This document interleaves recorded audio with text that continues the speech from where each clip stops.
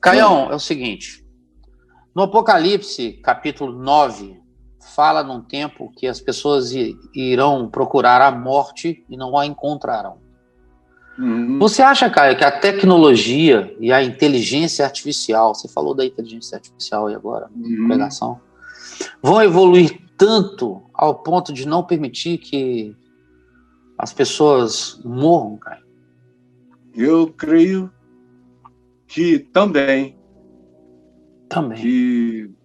Eu creio que também. Que pode chegar a um ponto que, se a família tiver autoridade, ou se for o Estado, ou se for que seja o Ministério da Saúde, ou que venha a ser o Programa de Inteligência Artificial de Saúde, determine que o cara continue existindo, ele pode continuar existindo. Se o cara deixar uma autorização para que ele tenha uma exovida, mesmo que ele não processe nada de si mesmo, mas o cara ordenar que o mínimo que restou dele seja superutilizado, bionicizado, cibernetizado, de todos os modos possíveis, para a continuidade dessa identidade existencial, creio que será possível, creio mesmo. Eu creio que chegará o tempo em que os homens desmaiarão de pavor por causa das coisas que sobrevirão ao mundo, mas não conseguirão morrer tão facilmente. Eu creio que esse dia pode chegar. No entanto, na realidade, eu sei que esse dia chegará. Mas o Apocalipse, no capítulo 9, está falando de um período de 5 meses, que não é um período de 5 meses literais de 30 dias, ou de 31, não é. É um espaço de tempo que o Apocalipse está dizendo é que isso não dura para sempre. E aí, nesse sentido, eu também, hoje mesmo, disse para alguém, para alguém com muita angústia, e eu venho dizendo isso, se você ler os meus livros, desde que eu era pastor em Manaus, na década de 70, você vai ver que uma das coisas que eu compreendi cedo na vida é que o desespero não dura para sempre. Não dura.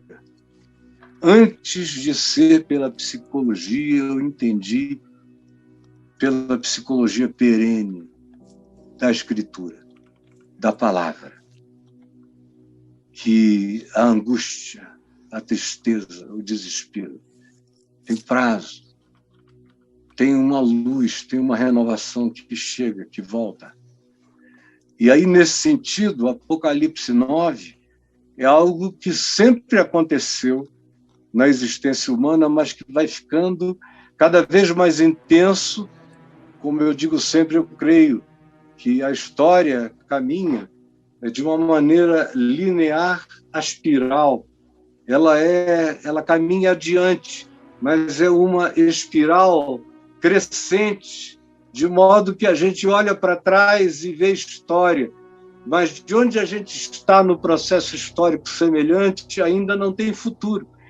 Só depois que a gente vai enxergar e vai ver. E aí, nesse sentido, o Apocalipse 9 é uma recorrência existencial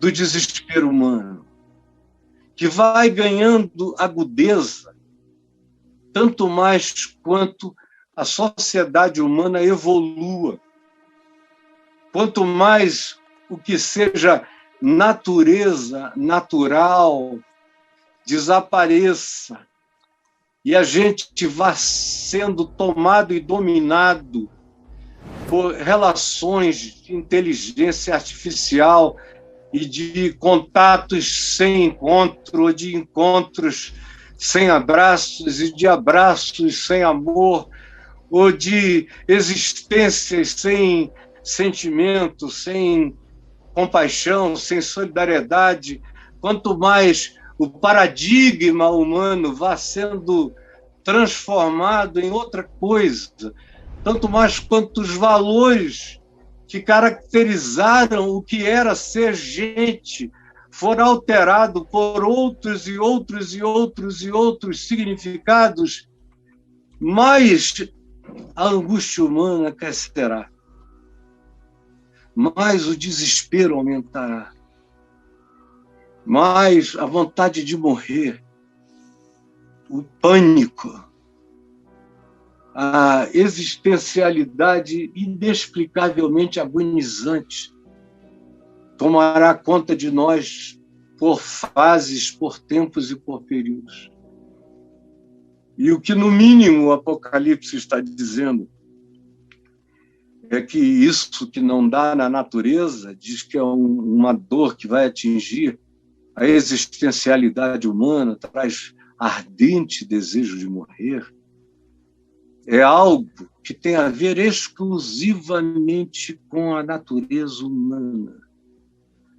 E parece que manifesta essa dissociação, essa disforia entre o homem e a natureza, e vai colocando o homem cada vez mais num lugar não humano, onde o vazio e o desejo da morte são crises recorrentes, de tempos em tempos, de tempos em tempos, a menos que a gente traga o selo do Cordeiro na fronte, é o que diz o Apocalipse.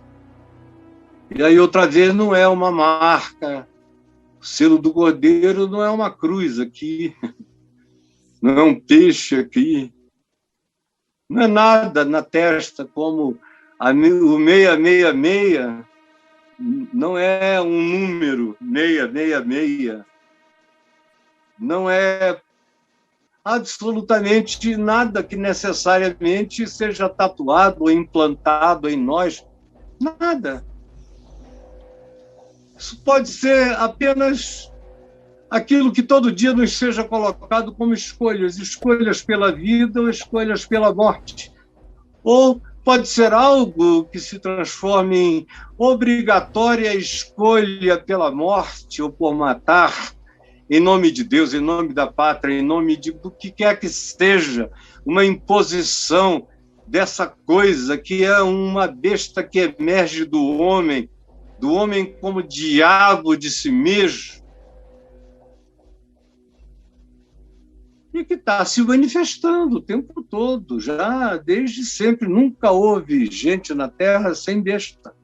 E a besta só cresce. Entre nós ela está enorme. Mas vai aumentar, vai aumentar. Sempre é possível piorar. A besta é a completude de todas as pioras dos controles e dominações do homem sobre o homem e da escravização da mente humana ao desejo egótico, ideologizante, religiosizante e controlador da espécie humana, de uns poucos, ou de uns mínimos, ou, como eu disse ontem, tem gente até querendo 78% aqui, de 7,8 pessoas em 10 no Brasil acham que a solução está num líder forte e poderoso que domine tudo. Gente que diz isso é gente que afunila tanto o significado de poder que, ao dizer isso, prepara o chão para as ditaduras 666 que se manifestam na Terra. Então, voltando à resposta, o que eu creio é que Apocalipse 9 está falando de algo que tende a crescer, que sempre esteve presente, que aumentará cada vez mais no coração da gente, mas isso tem prazo de validade. Ele passa, a gente respira. E tem mais, se você carrega o selo de Deus no coração, você se defende.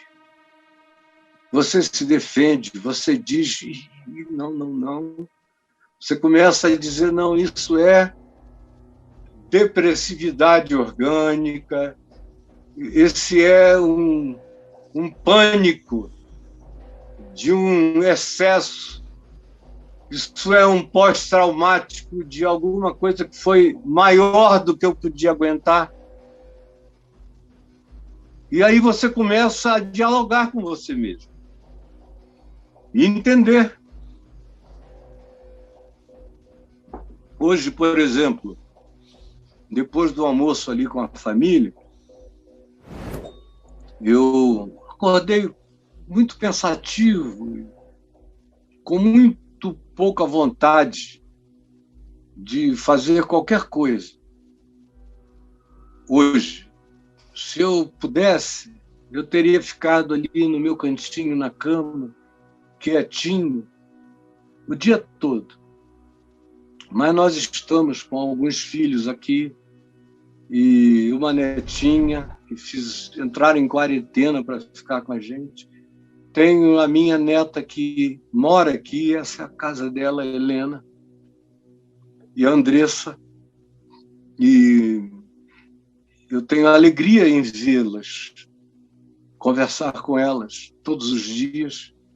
A Bruna, que é nossa filha querida e entrou em quarentena e voltou para cá, porque a Helena e a Andressa ainda não foram vacinadas. Então, todo mundo aqui em casa está em quarentena até elas serem vacinadas.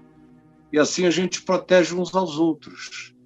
E não custa nada passar por isso sem ter que pegar isso. De nenhum modo, forte, fraco ou médio, tanto faz.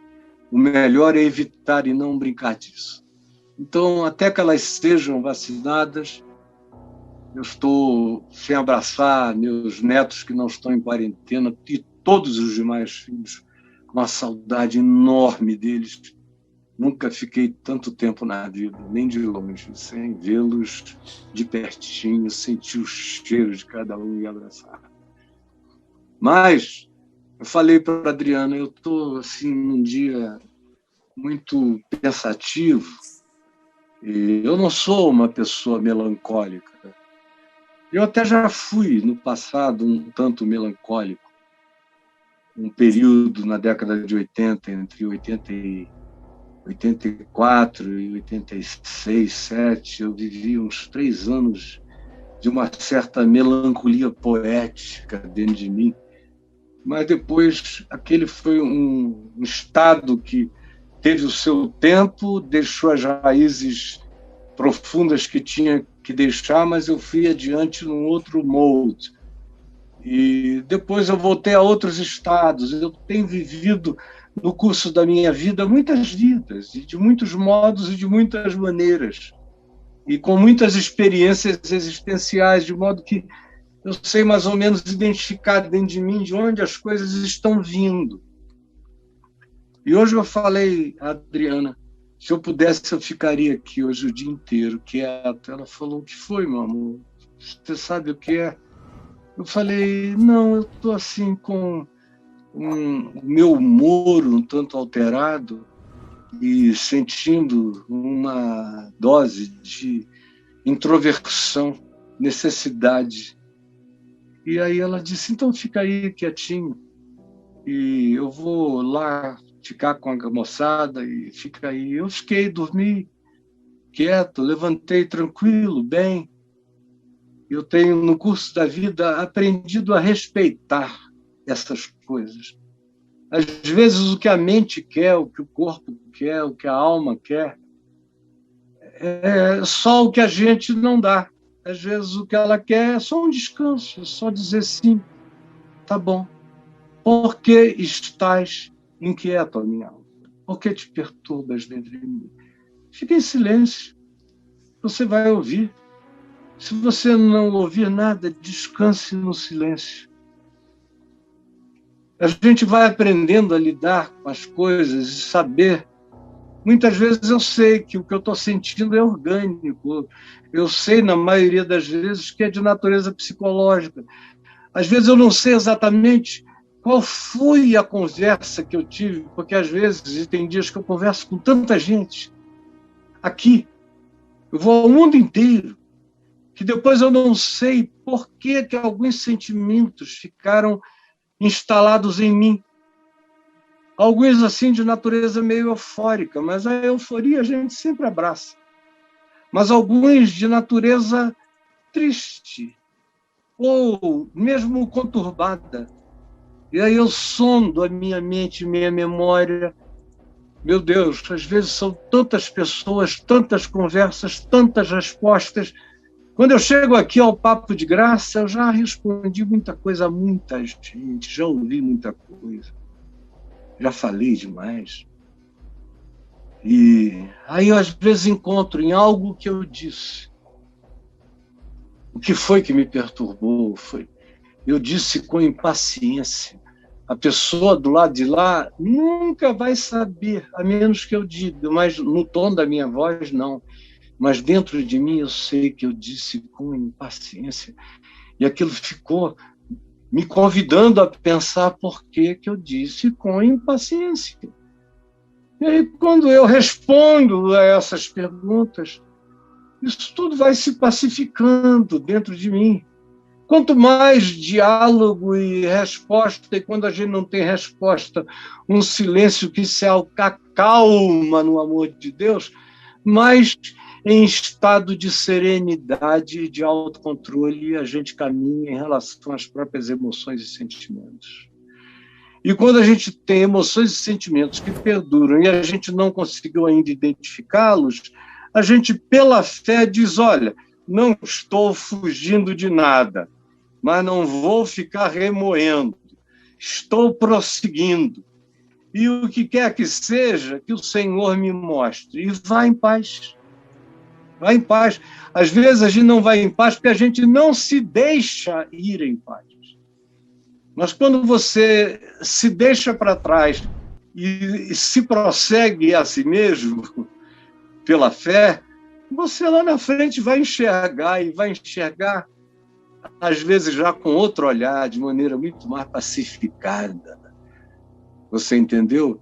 Mas quem anda com essa certeza de que o coração não é separável de Deus, por causa da fidelidade de Deus, porque se nós somos infiéis a Deus, Deus, todavia, não é infiel a nós, porque Ele não pode negar a si mesmo.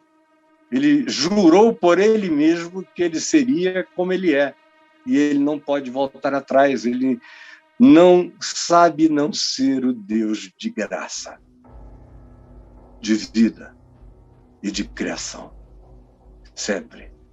Quando você tem essa certeza e sabe que isso foi chancelado, que a marca disso é Jesus, o Cristo, é a morte vencida, é a ressurreição, e você confia, você atravessa pelo vale da sombra da morte.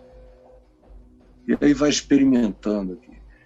Você brinda, mesmo na presença de inimigos, você ceia, mesmo contra tudo e contra todos, a graça não cessa de te ungir, o perfume do amor de Deus se renova em você, e você segue, você segue, você segue. Agora, Paulo diz, não sem angústias. Às vezes a gente tem angústias, mas elas passam. Pode ter certeza que elas passam. Os meus amigos de toda a vida sabem que eu tenho dito a eles que toda angústia passa. Amém. Toda angústia passa. Mas a misericórdia de Deus, Amém. essa dura para sempre.